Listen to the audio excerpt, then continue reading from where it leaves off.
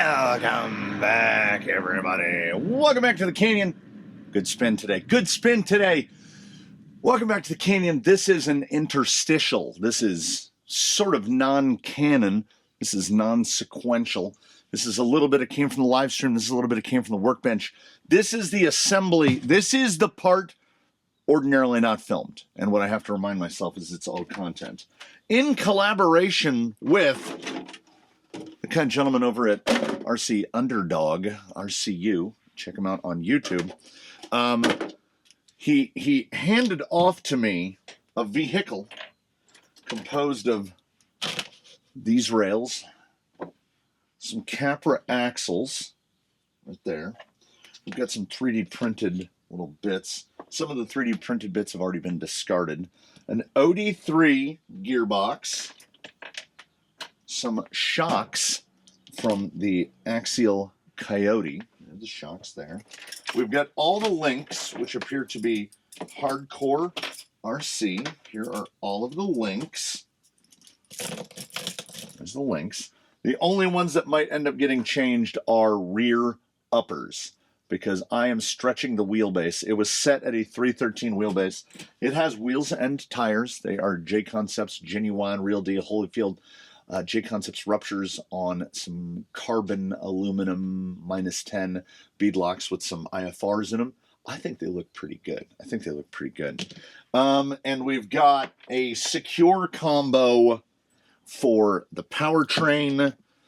And pretty much, yes, all of this was contributed by RC Underdog. It was assembled during the live stream of February 27th, 2026. I tore it down and went and began the go through and the clean out. These axles are ready to rip, and I did install double cardons. So this thing is gonna. I have to do a little grinding. The outer knuckles are brass. I'm gonna grind a little bit off right there because it actually rubs on the double cardon. Like you can feel that it stops, and then if we go right there, we can go. So I want as much steering throw as we can get out as possible, as we can get out of it. Now, as I mentioned, it had 3D printed sliders. They're in the circular file down here, which is a Lowe's blue 5-gallon bucket. That's the trash can. And we are going to sort out a number of things today, most of which I'll go like, huh, here's the thing. Whoop, here's the thing. Because I am no great fan of 3D printed skids, particularly if they've started to bow a good little bit. And especially because we have one, and then also this is 3D printed, and it was installed in its stock configuration. It is installed right here. And when the axle was in its configuration, the rear uppers would basically touch it, which is fine. I mean, as long as it fully articulates. But again, I'm either gonna roll my own, or what is more likely, if they line up, where are you at? Oh, and I'm contributing a radio as well. It's gonna have a Radio Link RC4 with it. If this thing will, if the spacing on these chassis rails will accommodate, I might just have to widen out a hole a little bit. We're just gonna go to some 10 Pro style, or maybe full 10 Pro style. That'd be cool, because then we can combo a brace and a mount at the same time. Can maybe do the same in the front, but I would like to go battery on servo and axle if possible. So today we are at the bare minimum. I want it roller today. I want roller. So we're going to make this. This is 76 millimeters wide, 35 millimeters deep, and then the centers are 15 millimeters. So that means these cuts are in 10 millimeters deep, and it is cut for, well, these are really wide. It's like 7.7. So they're going to be 7.5. If you have, ooh, it's bataranged. I don't know if it shows. Let me, where's my Mitutoyo? It's not as bad as it first appears, but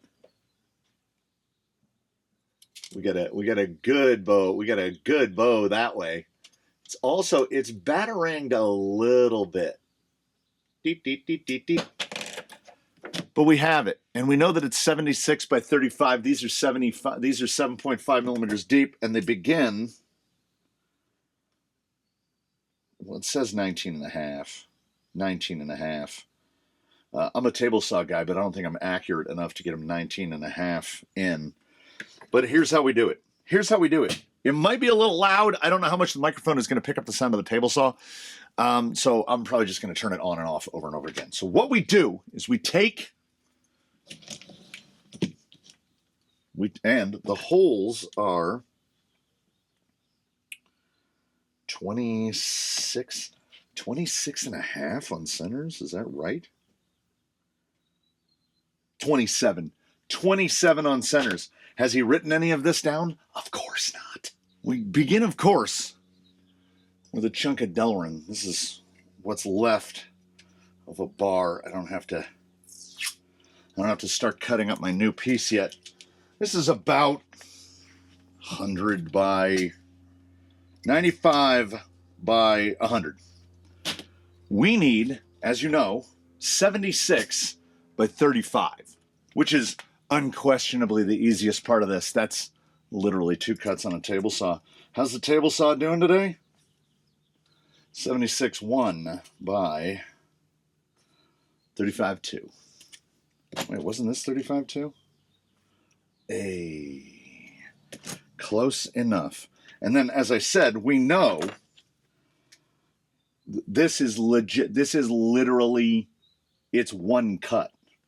So what we're going to do is I'm going to try to approximate 19 and a half millimeters, 10 millimeters deep. And as I said, it's 1 cut. It's 1 cut. That cut should be about, I got 19. I got 19. But that's fine. Because you cut it once, and then you go flip, cut, flip, cut, flip, cut. And because of the way duplicating it works, it's literally flip, cut, flip, cut, flip, cut. So now we have 4 10 millimeter deep cuts. Are they? 4 10 millimeter focus, 4 10 millimeter deep cuts. And now we just make sure we'll grab a one that's easy to hold on to. We'll make sure it's 7.5. That's a 7. Oh, it should be on a lower. That was an upper. So this is, okay. So the holes in this are, or the slots are, well, that one is, yeah, they're 7.5. This one is, 7.5. We'll call that 7.5. That is 7.7, and that is about 7.7. I think it's because of that little bow. It's widened them out a little bit. So we will operate under the auspices of using a 7.5 millimeter ball. So we'll pop that out. We'll grab hollow balls. We'll pop a 7.5 in there. And we just take this with us because the blade on the table saw is about 3 millimeters wide. So we take real small bites. Well, I can tell you exactly how wide it is. It's 2.6. So we need just under 3 widths of the blade. So I'm going to go a 16th at a time, which would be 16th of an inch would be, well, a millimeter is a 25th of an inch, and a 16th of an inch is bigger than a 25th of an inch. 1.4, 1.5 millimeters. We're just gonna guesstimate as we go, and what we're gonna do is we move the fence away so that we're cutting in, and we make 4 cuts, and then we measure it. And we make 4 cuts, and we measure it. And we make 4 cuts, and we measure it. It was 5 or 6 passes on each. Let's see. Pretty close. Pretty close. Yeah. Yeah, it's good. I might actually do a little little trim right here. Yeah, a little bit of extra. I do have blades which will cut and leave a flat bottom. This is just a normal raker tooth blade, so it leaves a little bit of a it doesn't, it ultimately does not matter. And then we know that we are 35 millimeters, and we know that our spacing is 27. Seems correct. Yeah, it's 27. 35 minus 27 last time I checked. I'm hoping it's still 8, because then we're going to dial our caliper down to 4 millimeters, give or take. How about 4.01? I'll stop right there. And then we're going to go like this. We're going to go, give us a line, and we're going to go, how heavy are you leaning on that? Oh, I'm leaning on it. And then the beauty of this is also, we have a pre-existing skid, so we know how far apart. The beauty of this guy is it's just 2 holes straight in line. And because we're doing this, we now have the opportunity to put, so here, this would be centered. We're right in between the rails. We can, so we're going to keep them up. We're probably going to scooch it. It's probably going to come out something like that. That way we're away from the links as far over as we can get it, so that the front drive shaft is not impeding the front upper. But the beauty of it is once we have the skid, and the skid is installed, we can put all of the links and hang the axles, and we can put the gearbox in last, so that we can literally attach drive shafts, slide the gearbox side to side. This is why we make our own skid. So there we go. So now we have marks at 4 millimeters, and I'm pretty confident that is right in the middle. I'm pretty confident that this is 10 millimeters thick. It's actually 9.97. Matters not to me. We're going to go, again, we'll go with the 01. This is the 01 guy, 501. And then we go like this.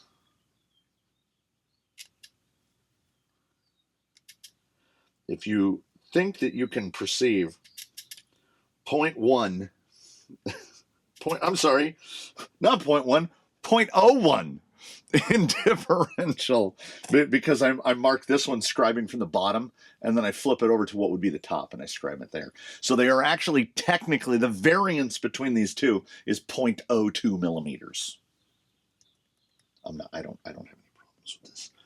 We're going to take a guy, and I do this in the vise. I put this in the vise, and I make my center marks, and then we get 2.5 millimeter bits. And when I say bits, I mean it, because they're already at the drill press. Because I don't trust anyone or anything. I mean, that's not entirely true. But I start with a very short shank, 2.5 millimeter, and this guy is into the chuck like that. So we know that when we start these holes and we drill through the initial part of it, it's going to straight. The drill bit's not going to try to walk or wander on us. So we will drill down to there. And as you see, we need a longer drill bit than that. So we just grab another off the shelf. I buy these in 10 bags. And then this one will be locked in, and he'll go down to about there. And we will set, instead of setting a travel stop, what I'll do is I'll go like this. And I'll slide it up into the chuck, and I'll tighten the chuck down. And when the chuck hits the end of it, we know we've gone deep enough. It's got a travel stop, right? Most drill presses do. But the travel stop, I would classify the adjustment as gross. Like trying to adjust that travel stop to another 0.5 millimeter, it's easier to just bottom the chuck out. I skipped a step, which is I don't have taps that will go deep enough to tap all the way. So we grab our guy, which in this case is, I have like one of these M3x35 with the 2.5 millimeter socket cap on it. Tap it to the depth of the tap, which will just poke the tip of it out. And then that hole is all full of Delrin shreds at that point. So that we then clear the hole, whoop, clear it, pull it all the way out, and then drive it all the way down. And we're going to either run a 35 or a 40. This is too short.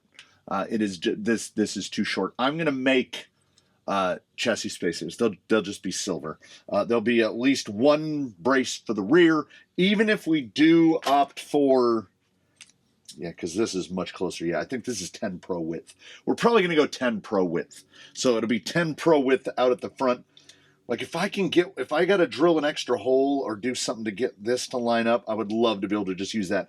My initial plan was the hope for battery on servo and axle, in which I get into my little array here, and you'll see I've got blocks marked 1, and then 2, and then this is the size of a Z, and we basically just bend aluminum, just cold bend it into the shape to hold a battery.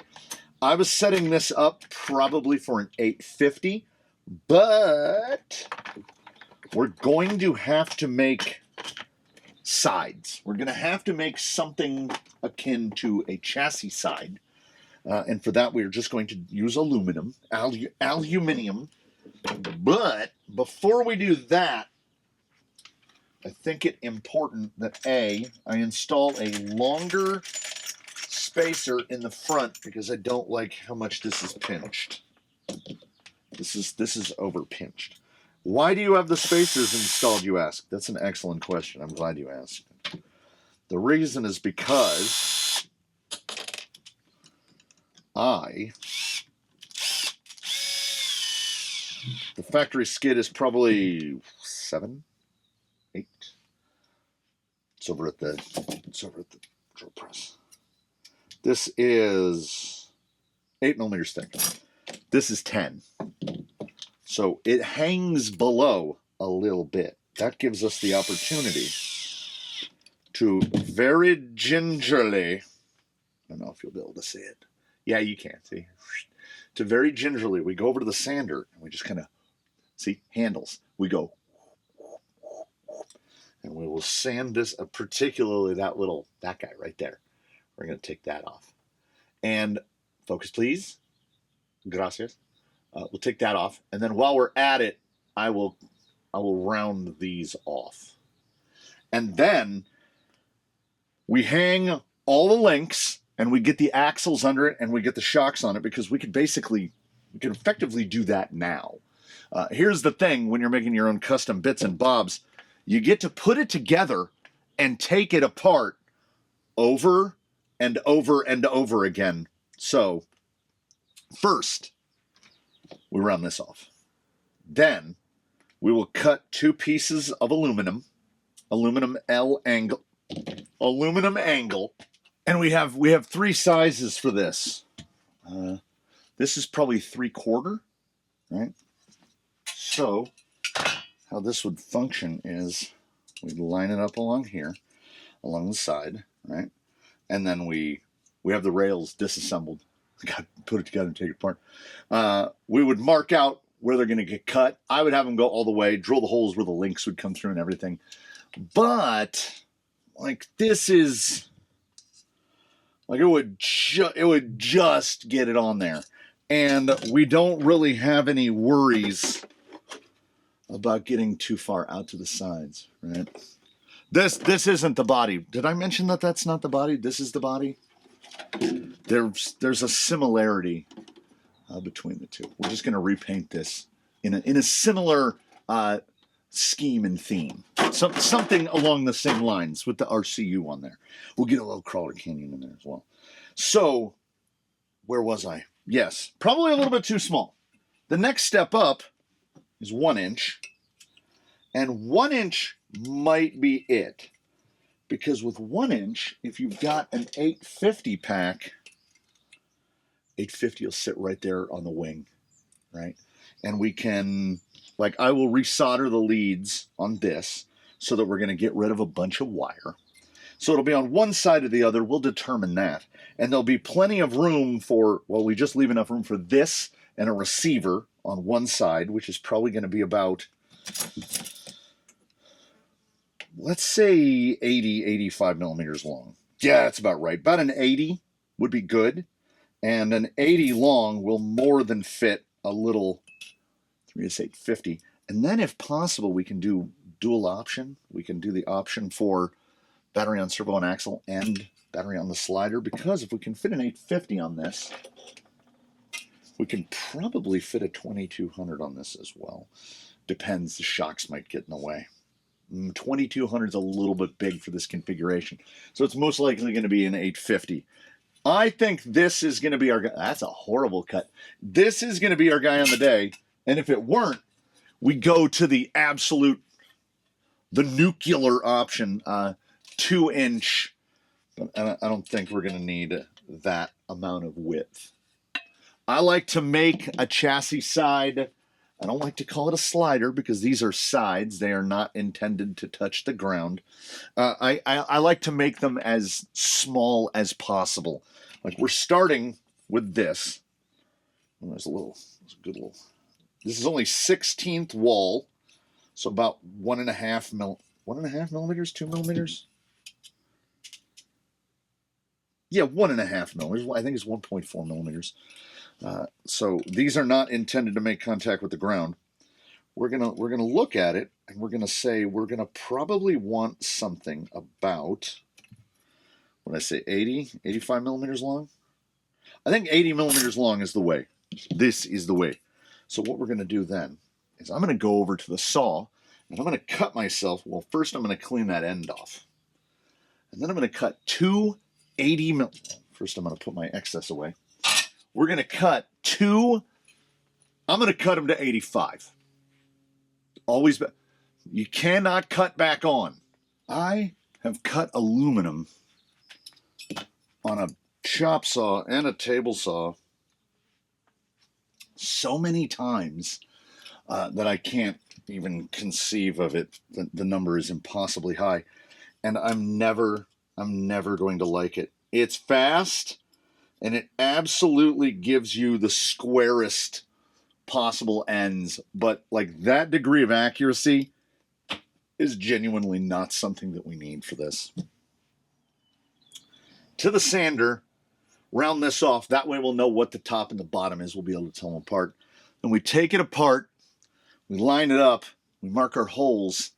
And then we can start going to work on cutting the sliders out. I meant sides. They're not supposed to slide. Does it have to be perfect? No, it does not. But are we tapered up? Yes. Did we square those back ends off a little bit? Pretty good. Not too bad. Took that little sharp edge of the point off. We're closer than we were mere moments ago. Yeah. See, I don't think it needs the pinch. I think I'm going 76, 76. I'm going to make a front spacer and a rear spacer, and I'm going 76 on both.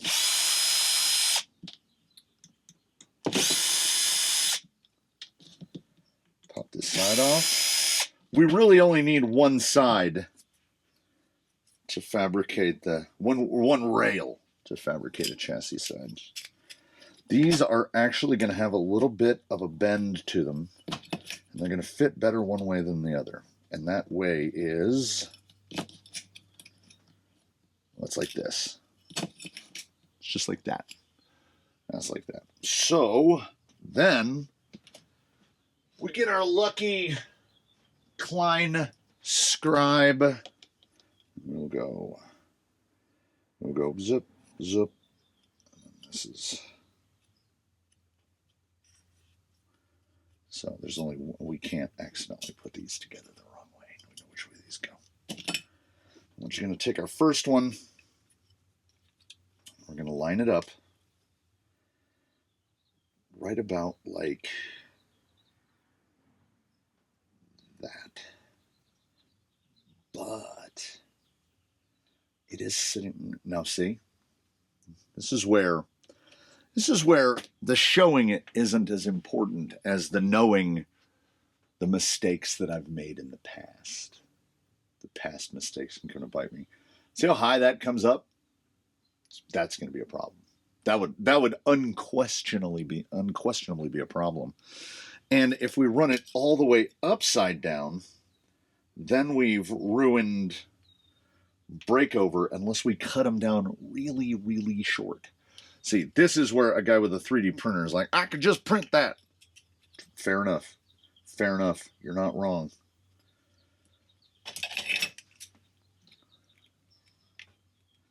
So if this is all the way over like this, okay, we're never going to be this far over. So that'd stop us right there, right? You can't see any of that. My meat and paws are in the way. We can get all the way over to there. That's impeding with the link.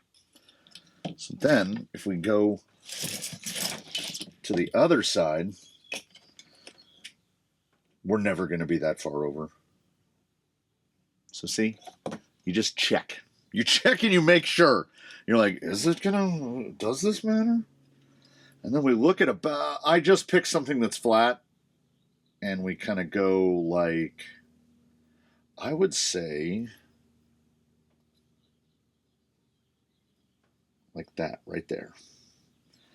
Then we're going to make a mark. Betrayed by the scribe. These are full 1/8 thick rails. I can't mark all the way through. So what we want it to do is not move on this. So we'll go zoop, and we'll go zoop, and we'll go zoop. We don't need all of them, but we're going to do all of them because we're here. And then we go zoop. And there are our marks. And I'm going to drill all 4 of those out. And even if the configuration of this should be links to the inside of the rails. That's a big part of why I'm doing no pinch. Because the spacing on the fronts is, oh yeah, like 65 millimeters. That's perfect. They'll be almost straight for the uppers. And the fronts will get the triangulation from the lowers. So we're gonna drill these. And we have to remember, this goes like this. And do you see what I did? You see what I did? I flipped it. It's supposed to be like that. So we, this is the beauty of pencil and aluminum. Just go like that. And then I do it again. And then I'm going to drill those holes. And then I'm going to take this guy and sandwich it right up against the other guy. And I'm going to drill through the first one through the second one so that their holes are completely identical. Then we're going to take one of them and we're going to bolt it to the rail and we're going to mark where it needs to be cut. Right? We're going to mark where it needs to be cut and then we're going to cut it. And then we're going to bolt it to the other one and then we're going to cut the other one so it's exactly, so basically we're just making the same thing twice. And there's a reason. Well, you know, the guy sitting there looking at his 3D printer next to him is like, well, you could just 3D print that. Well, I'm never going to make these again. So like the amount of time spent laying it out, if we were going to make 10 of these, absolutely. Making one, that one, it's already done. It needs 2 holes drilled in it to hold the gearbox in place. We're going to make a left hand and a right hand version of this, and then I will never make this exact slider again. The beauty of the bespoke. All right, where were we? Oh, right, we were cutting the sides. It's starting to get hot. It's starting to get hot in here, and I can't turn on the fan because the microphone's right up here, and then the sound will just go if I turn the fan on. So.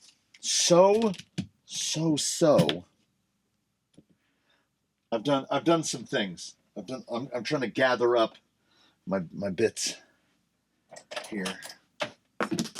Get back here. Tie rod. Just redid the tie rod. I replaced all the hollow balls and all the links with SR Graphics 7.5s.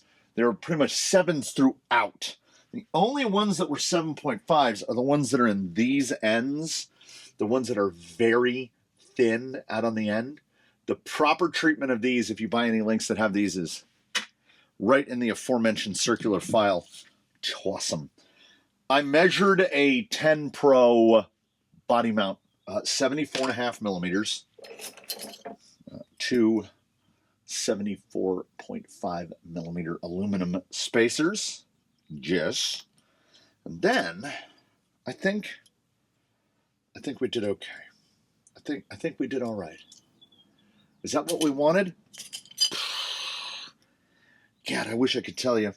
I did a little measurement here. These are, yeah, close enough. It's called 1.5 millimeter. Rail is, that's 1/8 inch. And then we've got the skid at 76. So we've got 3.11 is 4.5 plus 4.5 is 9, and 76 is 84 and change, which means we can use 40 mils. And because I have a surplus of 40 mils in stainless, and we know that all of those threads have been hella chased, we don't have to worry about any badness befalling us. We're going with silver decorative washers, because if we went with the black ones, they would be black for about the first 90 seconds of the ghost ride. Stop there. We are replacing 2 links. 2 links will not be going back on from how I received it, but all of the others are, with just a change of hollow ball when necessary and a change of rod end when necessary. If it doesn't need to be replaced, we ain't replacing it.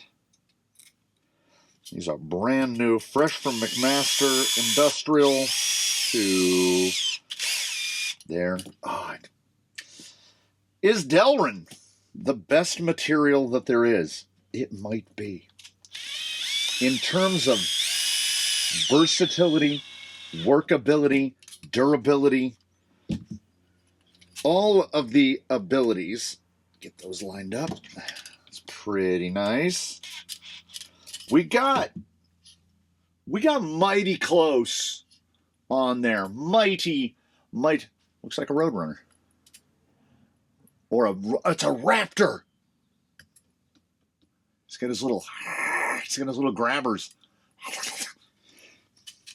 So I'm feeling pretty good. We've got adjustability, lateral adjustability on the gearbox, because as you see, still no holes drilled, which means, yes, foolhardy soul, do you or would you think that you've put it together for the final time? No, it's all coming apart again, because we're going to have to drill for the gearbox. There is one small chance we don't have to take it apart to accommodate the gearbox, and that is I make a drilling jig, and I put the drilling jig in place. Oh, I got to countersink it too. Nope, it's coming out. It's coming out. You build anything from scratch, be prepared to put it together, take it apart at least 5 times. But then the beauty of it is we know all of our electronics, we know all of our componentry. Once it's put together, we never have to take it apart again. It's very Raptor-y. That is, and we are quite skid forward. I never even checked. Front lowers at 95 eye to eye. Rear lowers at just a hair, like 183 eye to eye. That's like double. That's double. I mean, I'll say that usually like 50% longer. I would classify as skid forward if the rear is 50% longer than the front, but we are significantly longer. got no tie rod in place. Let's get these sunk in here. Oh, and we got to remember, ooh, that 7.5 is right tight. See, I double checked these. Like, it's 7.5. But that inner is right tight. How about this one? No, slides right in. So it might be, it got, oh, I can see it. It got torqued down and it got bent a little at one of its points, trying to close up the gap in a 7. Let's see if we can manipulate a little. Little baby pry bar there. There we go. There we go. I did not check to see if the hollow, these need replaced anyway. They're not the right size. These feel like 5.8s into a 5.7 rod end. Let us confirm. 5.9s. Royce, the 5.9. Is that one a 5.9? This one is different. Yeah, every hollow ball is going to be, let's just, except for the uppers, which I know to be axial shouldered. No, absolutely no need to change those. Okay, sprung weight is going to be, oh, these look like Traxxas, maybe. 5.7 by 7. Those go in the bin with the 5.7 by 7. And then we'll grab a couple more SORs. Pop these in. My Coyote, these came off of a Coyote. My Coyote was much older, like closer to launch. So I had misbanded springs on mine. I had red band, and they were two different thicknesses, and they were not the same thicknesses as either of these. So we've got the 0.9s. I want to say I mic'd these before, and we got a 0.9 and a 0.8. There's the 0.9, which is the red, orange, rorange. No, that one looks more red.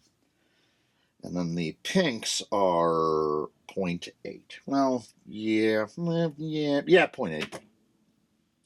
We're going to go 0.8s on the front. We'll go the heavier rate in the rear, as is typical. If we put stainless in at one spot, we're putting stainless in at all the spots. This is going to be it's probably a 25. It's probably a 25. We need the long bin. Where is the long bin? Oxide, servo screws. There we go. It ain't a build. You ain't building until you have every one of your fastener receptacles out on the bench at the same time. That's how you know that the build is underway. 25, and then I'm guessing the other side is 25 of the lock nut. So not quite lined up. Not quite lined up.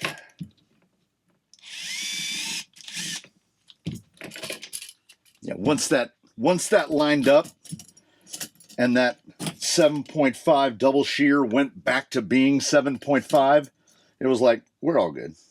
We're all good. Another 25. This should be 25 of the lock nut, is my guess. Or, here's how we test. Yeah, that needs a lock nut, and that needs either a 27 or a 30. 27 right here. Let's see. You know what? I'd rather have a little thread a dangle and go a 30 than not have the nylock be actually over the end. 5 bins. 5 bins working. And I get real. I'm a real fastener optimization guy. Like, fasteners have to be optimized. I don't have a problem with the fact that all of the hardware on the axle is black oxide. We've got a black silver theme going. We got a black axle with a silver servo mount. So we're gonna mix all of the stuff into the sides of the chassis is gonna be stainless, but I will probably do black oxide on the tie rod and drag link just because I think it'll look better. Okay, lowers in. We ain't gonna have no issues here. We ain't gonna have no issues. Bow, bow, bow, bow, bow, bow, bow, bow. All right, let's flop these out of the way. Get this out of the way. We've got to mount uppers. They have a asymmetry. I don't think it's going to matter. That just looks like that. These are usually what, 16s? I'm gonna guess 16s. 16 looks good from the seats I have. My tip, my advice to you is, whenever doing anything like this, whether you're building from a manual or you're building from the inside of your mind, front end first. Start with the front. The rear end, the rear end is like a treat because it's just 4-link. I mean, this is 4-link with steering, with offset pumpkin, with all of the little things, the servo, all of the things that will just jump up to annoy you. Whereas the rear end, like I said, we've got to rebuild rear uppers. Not a problem. You will see what absolute luxury looks like when we get to there. That's also another part of why I'm assembling the front first.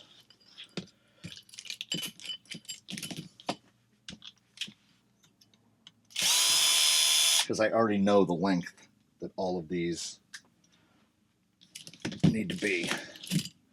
We don't know with the rear uppers, because I lengthened from when it arrived in its whole configuration. When it arrived, it was at 313 wheelbase, and rupture is a little tall for me at 313, and with a body with the tuck like what we've got on a cliffhanger, and this one's widened out, like this is just cut stock. If we just take this line down a bit more and then we round that off right there, it's not going to matter. We can run the everybody's favorite 330 wheelbase, and we're not going to have any interference. In fact, if the front is pushed forward a little bit, it'll less pirate ship noises. The goal is keep the chassis, keep the body out of the rocks.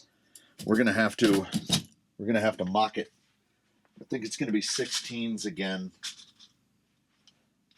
The front pinion angle, this is where we set it. I can't tell if the front pinion angle wants the lower hole or the upper hole. I see some marks. There's some marks on the chassis on the lower hole. Yeah, this was in the lower hole. I've already fired a screw into the upper, so we're going to put another one into the upper and see what it looks like. I think with the axle centered, I think it's gonna rock the axle too much. Where'd you go? There you are. Yeah, not only that, bonk, bonk, bonk, bonk. It just stops moving. It's kind of crazy. I wonder if they were flipped the other way. That is something I definitely did not pay attention to when I haphazardly pulled it apart. It's called woodworkering, which is I built a bookcase, like a built-in bookcase for a house, and I built it remotely. I built it in my shop and then took it to place. And when I measured it, I didn't take enough vertical. So here's the wall, right? Here's the wall that we're up against, and the wall doesn't look like this, right? So when I measured it at the bottom and I measured at the top, and say it was 77 inches across. I measured 77. The wall had what we would call a belly in it, so it stuck out in the middle. Not a lot, about 1/4 of an inch. But I made that bookcase 77 inches wide. So when the bottom of the bookcase went to go in, it went, and then it got to that middle part, and I was like, oh no, you done messed up. So you get your partner, and you take some pry bars, and you literally pry against the wall until the wall, you move the wall, and then you put the bookcase in, and you put a 77-inch wide bookcase into an opening just under 77 inches wide. And we made that wall square. The introduction of that bookcase made that wall square. And that, you know, when they talk about furniture, you've got furniture that you buy and you put it in the room, and then you have what they call built-ins. Now, I might have built that bookcase in a different place, but that bookcase is built in. If those people ever decide to move out of that house, and the incoming don't want a bookcase right there, well, I hate to be the voice from my present into their past/future, but they're just gonna have to learn to live with it. That bookcase is never. You'd have to tear the house down to get that bookcase out. If you wanted to find shelter during a seismic event, just stand next to that bookcase. It ain't gonna tip over. It's holding the house up right there. It's a little weird. It's like, because of the nature of the links, we've got articulation and we've got up and down, but the pinion is just locked in swing. It's so weird. The angle's not bad. It'll be above the link pretty much all the time. It dips there, but that is well outside. I can already see where it was mounted before. We need 13 plus 3 is 16. 18 would be too short. We need 20s. So we'll go to a 20. And we'll go to the hole that looked like it was being used before, which is that one. Now, that might have been the hole that had the chassis spacer in it. I cannot be sure. That is the hole that we are going to do to check articulation. This is why I've said in the past, I will continue to say in the future, I've never once claimed, at least I don't think I have, I've claimed that I've found the easiest and or the laziest and or the most efficient way to do something. Laziness and efficiency go hand in hand. Never doubt the efficiency of a lazy person. Whatever the fewest steps are possible is the number of steps which will be undertaken. I've never, at least I don't think I have. I don't think did I even check to make sure they were the same colors? Oh, we did. Whoo, we got lucky there. I can't say this is the best way, but this is the way I do it. So there's full droop, we're good. And there's full compression. Whoa, doggy! Oh, yeah. Oh, yeah. Oh, yeah. Oh, yeah, Hogan. Now, if you wanted to run a spacer, and I do, to stiffen this, well, we'll get it all the way under axle, and then we'll see. Yeah. Even with a brace there, it's going to come down to what height does the body sit at. Bosoa is my personal choice. Battery on servo on axle. If I can do battery on servo on axle, I'm going to do it every time. These are both nutted. So we know we need a pair of 30s. This is how we do. And then we can just rock that forward. This said it. This is why you build front to back. Because the front end's going to fight you, and the rear end ain't going to fight you. Drop that in. Bosh. Couple O lock nuts. This is going to be a rare occurrence because of these economy Amazon/AliExpress offset Capras, you've got a lock nut, and the tolerance, there's no plastic on the axle. So the tolerance is not so tight that it will retain any of your links.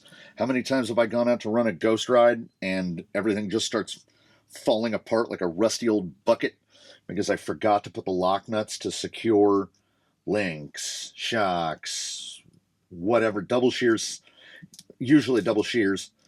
That's not going to happen this time. In the ghost ride episode, which might be the only episode that, I got to try to figure out how to get one in there. Will we get a ghost ride? We might could. There's still a lot of work, right? I said we were going to get to, what did I say? Did I say slider or did I say roller? I have no recollection. Now, we know that we're going to need to redo the uppers because the uppers are these hot racing guys with they're high clearance and they have big offsets on them. And we basically need not that. The center to center, let's do this. Yes. Let us be, in an attempt, let us be smart about this. Let's go to our shiny, semi-shiny new spacer. We'll go all the way out to the rear hole as well. Will this be where the spacer goes? Don't know. Will this be where the body mount goes? Again, don't know. That's another one. Body mounts have to be sorted out. Body has to be mounted. All the electronics have to be mounted. There's soldering that need be done. It is a multi-step process, and I have a finite amount of time on any given day to allocate to an individual project. And we're coming up near the end of today's time allocation. So I prefer to set up, we're going to go shock angle. We're going to go shock angle for convenience first. We will adjust where these sit. That comes in, that's later. That comes in tuning. But for right now, what I want is I want the axles at full droop to sit at about the same height. And that looks like it's going to be that hole right there, which is actually probably good because we're just setting on the flat there. I might, it's going to be interesting on the drive shaft to see where that drive shaft angle lines up, because this is very waspy in the waist, and it is very likely that we are going to have to put spacers under the gearbox, not because of the clearance of the motor, not specifically, but more specifically for the clearance of the drive shaft. If the drive shaft exits from the gearbox too low, you're just going to be dragging drive shaft all day. I don't want that. So I'm going to have this guy. Well, that front looks great. Okay, the rear, how's that sit? That sits just about right. Those might be a little stiff, but they're going to stay for the first ride at least, because we have sprung weight right now. We are legitimately sitting at like, 100 grams, maybe? What have we got? Piece of Delrin, 2 pieces of aluminum, and 2 rails. And we don't have very much. We're going to have a categorically superb sprung to unsprung ratio on this, because there's going to be nothing on it. It's going to be one of those. The single heaviest component is going to be the body. It's going to be the heaviest by a fair amount, and the body is not. Cliffhanger is not a heavy body. Let's see how close. I said 146 when I remade. This is stuff. And that is still the correct length. So I will remake this because it has those frangible ends on it. The beauty of the frangible end, though, oh, very tight, is they've got the little socket like TRX4 rod ends do, where they hide a little bit of the link, but their actual spacing, little pro tip here, their actual spacing is the same as what I call a short rod end. Let me see if I can get two that are reasonably close and not ridiculously beaten up. There we go. So if you take this type of rod end, which I said, first thing you do is throw them away, and you line it up with just the Traxxas, what I call Traxxas shorts, the differential in length is the pocket part. So they actually, from the shoulder of that to the center of the eye, is the same on either of these. I just do not use those ever. Not ever. No, never. Not ever. Because you will tear one, they will snap, they will stretch out and fall off of the hollow ball. My favorites are the element offset, which are also, I would go so far as to say, borderline frangible. I break them all the time. I certainly break them more than I break any other type of rod end, but their clearance is so good, and they don't stretch out. They work until they die. And on some vehicles, I break them fairly regularly, unfortunately. So that is an 18, and that is a 7. That's a 25, so it's probably a 27. We'll see if 27 is our guy. This is mostly for me just to stop the front end from continually flopping around like it's doing right now. It is freshly rebuilt, as I mentioned. Went through all the gears, re-greased, installed double cardons, you know, the huge. So this thing should be smooth and as quiet as could be when we get it out on the rocks. Why did that feel like it wasn't going to go? I don't like that. Okay, if we keep getting similar results, first we throw the screw away because we have to assume that that screw has now gone to the dark side.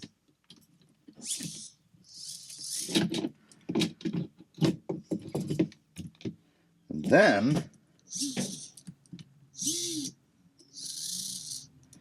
we unbolt this servo horn because it is about 180 degrees out of phase, it looks like. Never power up a vehicle for the first time with the servo horn attached.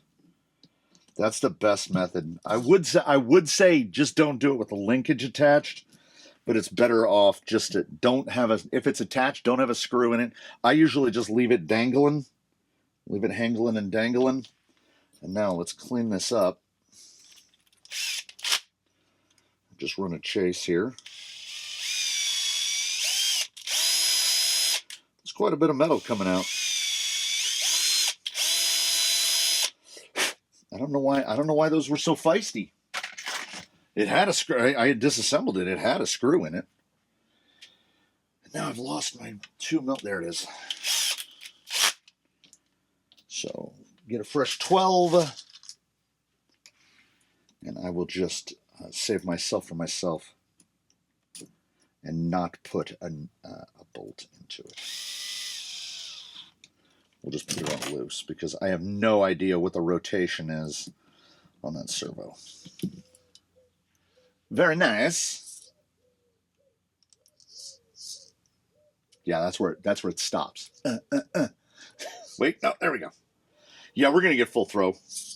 I've also added to my mental list. We've got to grind a little bit off of the inside of the knuckles so it stops hitting those. Then we go to the land of luxury from the good folks over at Boom Racing. These are for the BRX-02, I would like to say. But I use them. I have a variety of different length rod ends. Put a screw in here.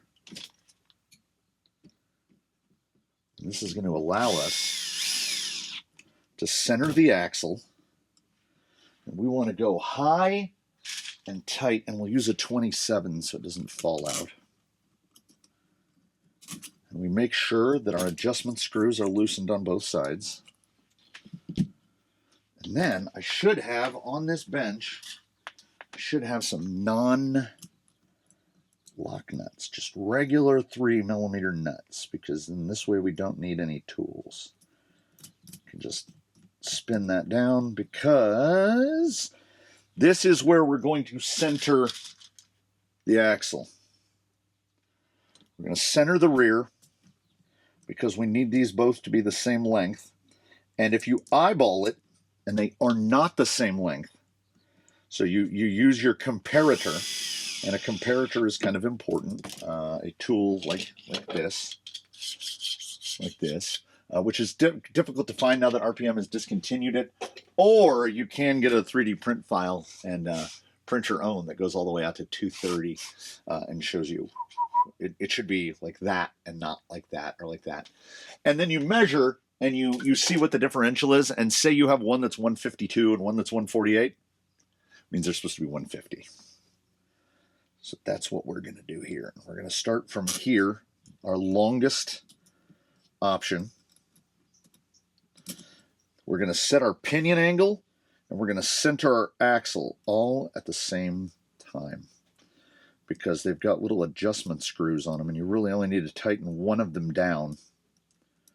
Oh, it's getting positively toasty in here. It's also getting near feeding time for the inland walrus. All right. See how nice this is? So we'll get our links, we'll look at our shocks, and I genuinely, I eyeball it. I really do. I'm looking at my shock angles, and they are pretty much perfectly straight up and down. So this is, so you can see, okay. We get our shocks straight, and then if the portal boxes are flat on the surface, flat down, our drive shaft angle is close. It's very close. But I want it rocked a little bit more rear caster. I want it right about like that.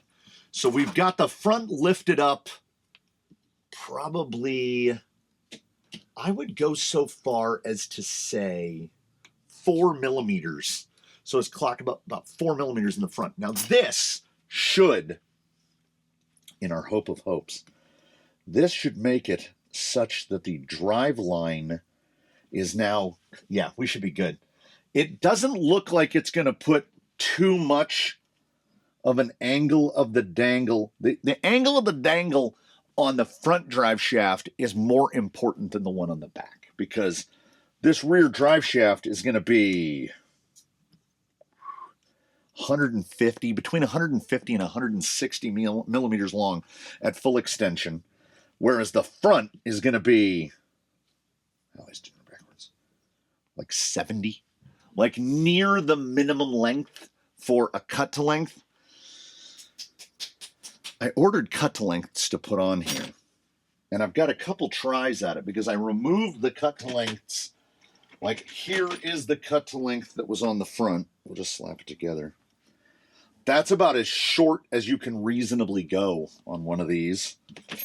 This guy is, we always do eye to eye. This guy is, yeah, he's 70 millimeters. So we can recut this one to fit the front, because this front was a little bit too short. When it was at full compression, you could still see spline, which meant that at full extension, we're barely touching. I want at full compression it to fully bottom out. Right?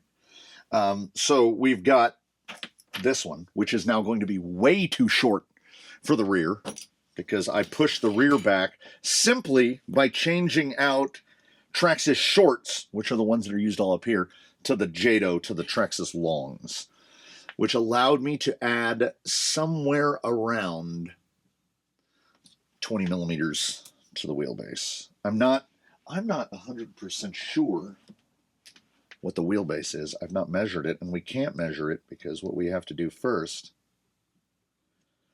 is you tighten these down, and that way when we remove them, the first thing we're going to do is we're going to check and make sure that they got to be the same length. That's where I want to be.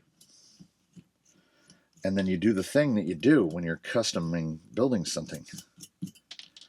You take it apart again. Let's see where these rear uppers came out. First off, how good was, and we're gonna have to go to the long one. I think it might be too long for this one. I gotta go to the big one. How close, how accurate was the ichrometer today? How close are we gonna get to being the same thing? Flip it. This one is, I mean, pretty long. I see we're up in the 160 neighborhood. This would be 167. That's pretty long for an upper. And we drop this guy on, and he should drop right on, unless we're off by a fraction of a millimeter. Hollow ball is just really tight right there. The ichrometer, well, let's get something solid colored behind it. Zoop. The ichrometer takes the day again. 167 millimeters. Now, I will ordinarily go to whatever lengths need be gone to ensure that I run the same rod end all the way around. That's a goal. We're about a millimeter, maybe a millimeter and a half longer. But that's okay. We are 169. So we're 2 millimeters longer on these. And the problem that I arrived at was if I had gone with the shorts, and I measure all links shoulder to shoulder. So this is a 125, which means it's actually a 145. And I had 135 as the measurement with two shorts, which is actually 155. Yeah, just like that. And I would rather it be 2 millimeters longer rather than 2 millimeters too short. Because if it's 2 millimeters too short, it's going to lean the, it's going to angle that pumpkin down. So I would prefer to be here. I can't. Oh. So this rod end does not clear. I wonder if we can flip it. I tend to put the longer ones on the back just for the cosmetics of it. But because these are so heavy duty, the width of this, you can see how this goes out like a spade. And this guy is much straighter. So we should just be able to do this. Yeah. Adapt and overcome. And I think a 16, yeah, could maybe get away with a 14. Yeah, let's do this. Let's do this. Let's prepare for future calamities. And my preparation for that future calamity is we'll do a 14 from the inside, passing to the outside. That way, 14 is real short. It needs to really be a 15. This way, if there is any kind of nonsense set forth by the drive shaft, we're not going to have to worry about it. Because I don't know, and I don't think it's going to be that close, but thinking has never really gotten me anywhere. So we'll just operate under the assumption that it's going to try to do me dirty at every turn. And these are really easy to access. Do you see where we are? I mean, I kind of see where I am. I'm looking for this guy. I kind of see where I am. I feel like we're certainly, we've achieved slider. I'm going to check that measurement under the portal box. I don't think I clocked it that much more. Those springs feel genuinely heavy.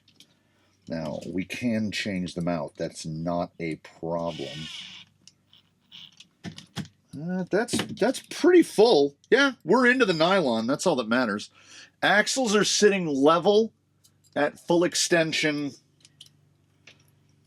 Pinion angle is basically not dynamic. Oh, that actually feels pretty good. Pinion angle is not dynamic in the rear. It feels oversprung all the way around. And I went from here and I said we had about 4 millimeters. 4 millimeters. So it did not move. So I guess it was pretty close. 167 would have worked. It would move that down just a hair. But 169 is going to definitely work better. Oh, this is just a little bit too lotta short now. But I want to see, what does the line look like? Oh, we good. If you're really breaking over something, you're gonna get that polished line on it. It's still gonna drag it a little, but that's only if it's really jaggy and craggy. Otherwise, pumpkin should clear just fine, just fine. And this will be sitting right about here. Yeah, we're gonna be good. We're gonna be good. Thank heaven. Ooh. Front drive shaft angle is iffy. Might end up, as much as I didn't want to, might end up having to reconfabulate these in the front, because we could mount this all the way down like that right there. Now it hits. Can you see it hitting? Yeah. Have to space it up a little bit, and if we space it up a little bit, I think the drive shaft will clear. I don't think we'll have to do any modification for the drive shaft there. We've definitely got full extension, look at that on the compression. Oh yeah. We need to check, help me out, Susan. Okay, Susan is a little bit heavier than what we want. Let's see how dynamic the wheelbase is. At full squish, dead 331 at full. And she gonna draw in, and I think that's why it looks so funny to me at 313. Yeah, she draws into at 326. So somewhere in the middle, we're probably about a 328 wheelbase or so. It's close enough. We can just call it. We can call it 330. Nobody's going to stop us. No one will stop us. And I will say this right now, ladies and gentlemen, we're most of a rig. We're most of the way back. Look how this is going to look. We're gonna set this boy down. we're gonna set this boy down. We're gonna cut him up. I'm going to cut him up a little bit. It's going to sit a little bit higher than that, mostly because I think we could actually get rear axle up into the body. If we could get it to sit this low, though, and let me tell you, I'm going to tell you one last thing, and it's going to be this thing right here. I'm going to tell you a couple more things. Friday the 13th is the day this will be given away, 2026. If you happen to see this video after that, it's already gone. It's probably at his forever home. 1155. 1155. That is 2.55 pounds prior to the installation of any of the gubbins. So let's see. The body drops it down to 2.32, aka for the rest of the world, 1,050 grams. So this right here is 1,050, just a hair over a kilo. We're not going to end up with something dramatically heavy. 1050. These are non-negotiable. That takes us to 1215. That takes us to 1250. Let's just take the drive shaft bits. Drive shaft's going to be a little bit longer, but only half of that weight is sprung and half of it is unsprung. That takes us to 1336. Let's throw the old ones on so we get an idea. There and there. And there. Stack these across the top. So we are at 1356. What else would... trying to think. Oh, did I put the space? I did. Okay. 1430. And then the body would take us to 1530. Oh, it's 100 grams. It's 100 grams. So right there, there will be no more sprung weight added other than that. We're at the sprung. We're at the sprung. That is 3.377. So let's just call it 3.4 pounds. 3.4 pounds, and our sprung is not going to increase from there. And then we'll stack 1, 2, 3. 1900 even. Body back on. Fourth on the top. 2161, which is pretty light. 4 3/4 pounds, 4.75 pounds. So sub 5 pounder here. Paint will add a little bit. There's got to be like some Velcro here and there. There's got to be a zip tie here and there. But we are going to be, well, wheel nuts, add a few more grams there. We should be sub 5. I can't see any situation that will take place that will push us over 5 pounds, as we are very nearly complete as sits right here. Who would have thought it? Who would have thought it? Because we've made no effort to save weight in any way. There's nothing about this that was an attempt to save weight. Can I check and see if those straights and those high clearance? Look at that. Look at that. Look at there, and then watch this. They just dodge each other. Oh, let's take. Hey, remember I said I minimized? The chance is never zero. The chance of me participating in incidental buffoonery, the chance of that is never zero. Silver is the closest bin to my hand. I've only gone through one combo. We don't need to do that on camera. I will disassemble all of the wheels, give them a check over, make sure the tires are ventilated properly, and reinstall them. It sits real high. I'm almost certain that I am going to respring this, because it is... If these are stock Coyote springs on stock Coyote shocks, this will be woefully oversprung. And because these are -10, and because we are hanging it out in the wind here, ladies and gentlemen, the track width on this thing, the stability of this big square is going to be a real high.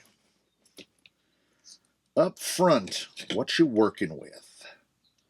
290. That's real wide. That's real wide. That's the kind of width where I would be like, you better have dig if you want to turn this thing around. 290 front and rear, sitting in mid 320s at ride height. 325, 326, something like that. I would like to get it sitting down about here, and there's absolutely nothing to force those springs down. Although, good grief and good gravy, the lowest point on the skid is 90 millimeters off the ground, and these are, we've only got enough weight up top, and as I said, we're not adding very much. It's not going to drop this thing down enough.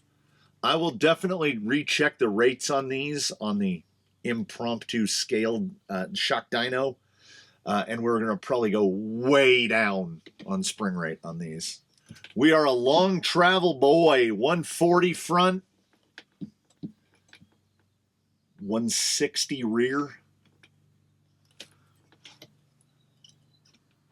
And then, I mean, we could be down here.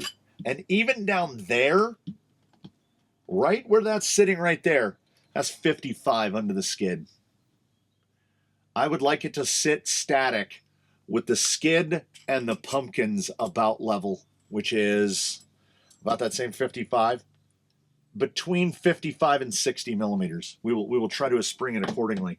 But all the electronics have to be finished. All the body mounts have to be mounted. All of that stuff has to be done before we can determine how to spring it. We have to know what it's going to weigh.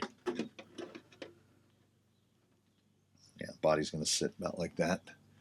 Yeah, it's this thing's on the moon. Ooh, yeah. It should be a good one, man. It should be a good one. I hope you had a good one. I hope you continue having a good one.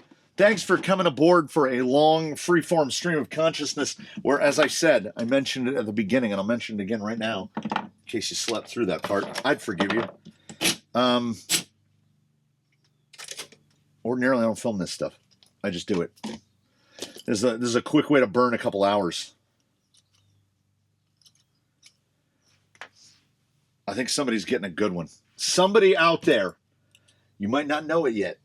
Oh, final thing. As we've already done the outro. We've done parts of the outro 5 times. The common question, and that's why we'll hide it right here at the very end. How do you win one of these? You have to be a channel member. You have to be a paid member of the channel. That is the primary perk provided to channel members. And you have to be present to win. The live stream of Friday, March 13th, 2026 is when this will go. We spin the wheel of names, and then this will go off to its forever home, and I hope that someone enjoys it as much as I have enjoyed working on it. It's going to be a long one. It's going to be a long one. This one will, because of the dimensions of it, how stiff are the springs? This will probably ship partially disassembled. Like, I will leave all the links attached to the chassis and or to the axles, and I will just unbolt them, and then they will be turned sideways. So, because this will require an absolute whopper of a box to ship as it is. Thanks so much, everybody. Questions, comments, concerns, comment section below. Did I say it before? I'll say it again. In between now and when we meet again, please want to do your very best. Have a good one, everybody. We'll see you again here from the canyon. And you'll get to see this thing running. You will, at the very least, get to see it running. And when I'm going to schedule that, I don't know.